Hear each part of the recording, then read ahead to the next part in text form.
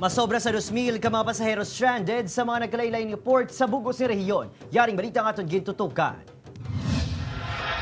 Apisar sang huol nga dala ni Ursula, masinidyahon sa gihapon nga ginsaulog sang pamilya Magno ang Paskwa sa ining evacuation center sa Bacolod City. 26 sila tanan nga naghalin sa Sultan Kudarat kag magapadulong kuntani sa Iloilo para sa Paskwa kag lubong sa ila himata. Kay magihatag man nga donasyon para sa amon, daw na lipay man kami nga dire kami nag Christmas party. Enjoy man kami sir dire kay inang siyempre kagabi igin tagaan man kami sang pang Noche Buena namon. Si Joenel nga halin pa sa Zamboanga, wala na makahingagaw sa ila Christmas reunion. Kaya paabot namon, may araw na offer sila. Nakita namon nga na-offer sila nga may kape, may panyapon, may accommodation. Pasalamat kami sa ila staff.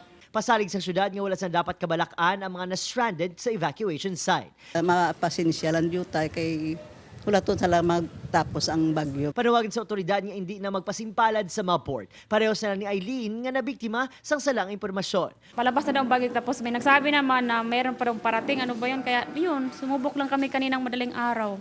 Isa ka gatos man ka mga biyahero padulong sa Negros ang temporaryong ginsaylo sa Halandoni Memorial School. Isa diri si Manong Lito upo ng Yasawa. 17 anyos na nga wala makapauli sa Kabangkalan City. Nakabalik lang ini tungod na patayang iyamanghod. May kasubo kay do excited man tani. Galing kay naabtan sang sang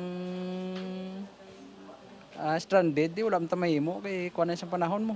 Sa report ng RDRRMC, 2,268 na kamapasahero ang stranded sa mga pantalan sa rehiyon. Pinakadamong analisa sa may Dumangas Port, Cagban Port, kag Katiklan Jerry Port sa Aklan. Upod si Reynald Castillo, Adrian Prietos. 1 Western Visayas.